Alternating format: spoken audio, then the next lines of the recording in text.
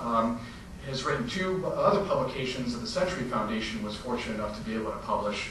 One titled Rethinking the Patriot Act, and the other titled The Enemy Within. So I'm going to start with David, and we'll go from there. And again, thanks so much for joining us.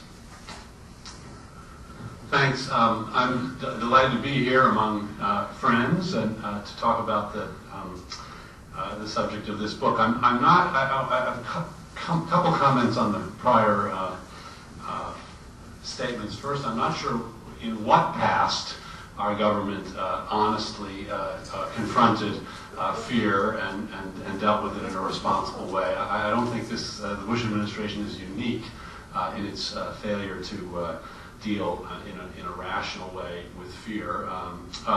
And secondly, the subject of my essay was John Yoo, but maybe it should have been the winner of American Idol, because then the book would have sold many more copies, I'm sure.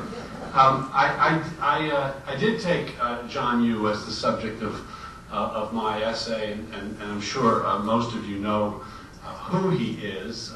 He was remarkably influential in the Bush administration, given that he was a mid-level bureaucrat in the Justice Department.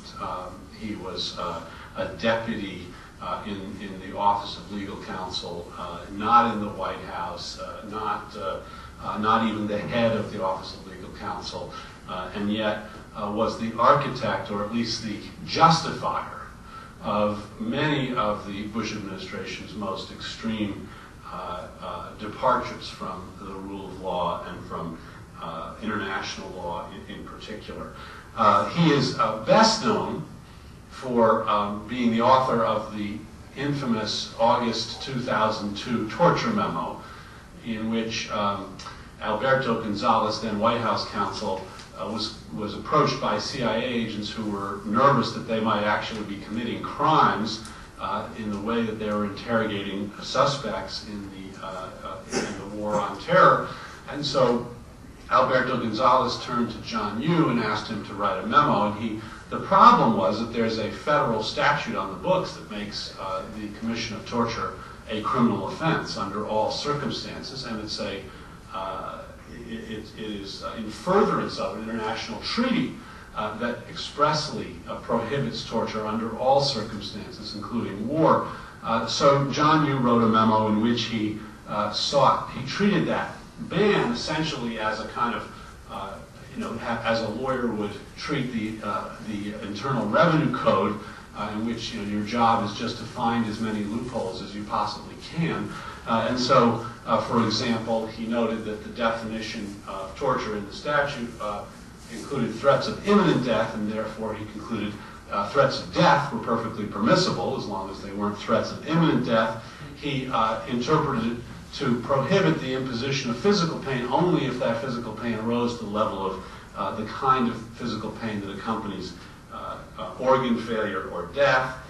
He went on to say that if the CIA agents want to engage in outright torture, the kind of pain that's associated with organ failure or death, they're free to do so as long as the president tells them to, because the president, as commander-in-chief, can't be bound by international law treaties that we have signed and ratified, can't be bound by criminal statutes that prohibit this kind of action when he is engaging the enemy. And so the president can order essentially criminal activity to go forward as commander-in-chief. And then he also offered a kind of defense for any CIA official who might be prosecuted for committing torture. And this is a remarkable part of the memo, because usually the Justice Department, which after all prosecutes crime, takes a very narrow view of defenses like self-defense, because that's what defendants' lawyers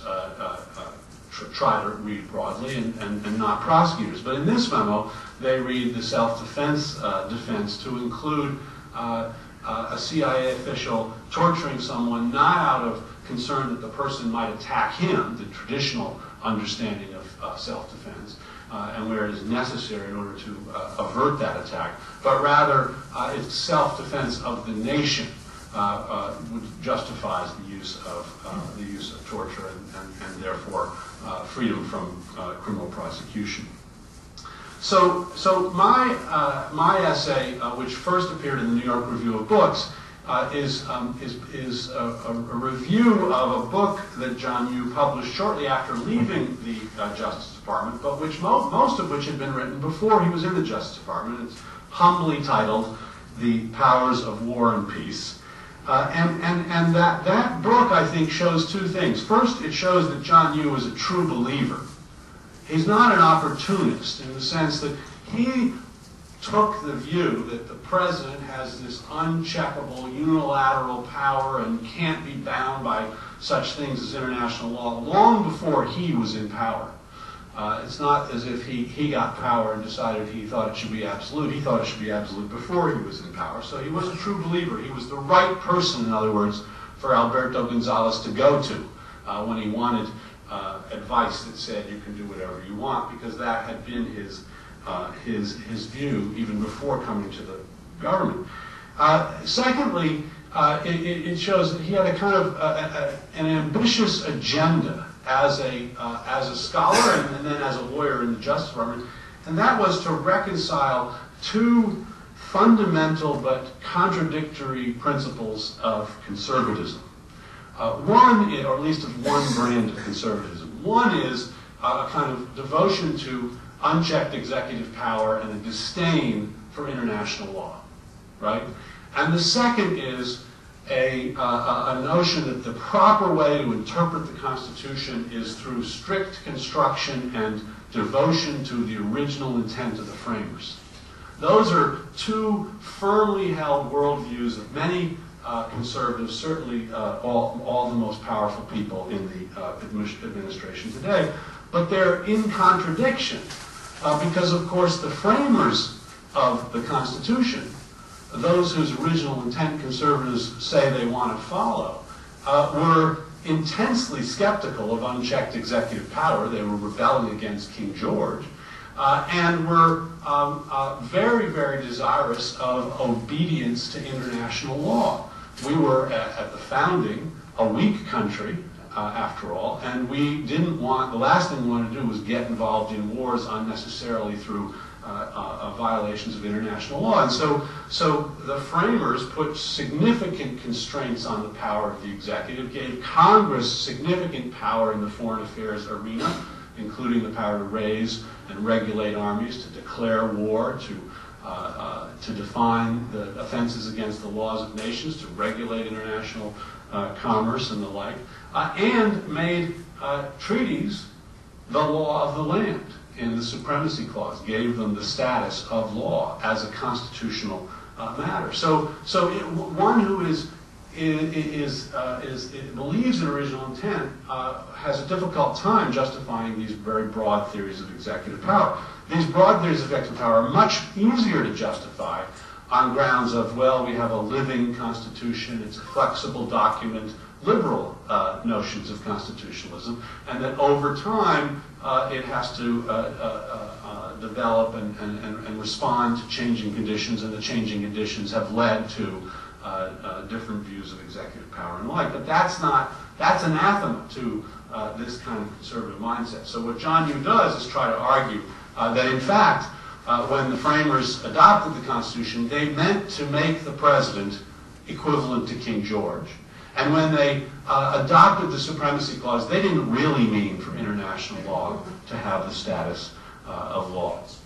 Now, in fact, I won't go through the details, neither of those arguments withstands any kind of scrutiny in terms of the actual intent of the framers, the actual evidence that we have regarding the intent of the framers, which was that they did not want the president to have the unchecked power, and that they did want international law to have the force of law by virtue of the Supremacy Clause.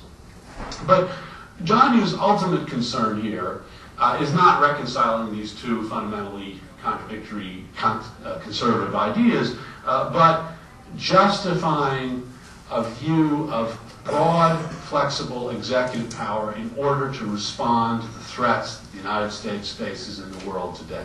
And he's actually made that very explicit in his subsequent book, which he wrote after leaving the Justice Department.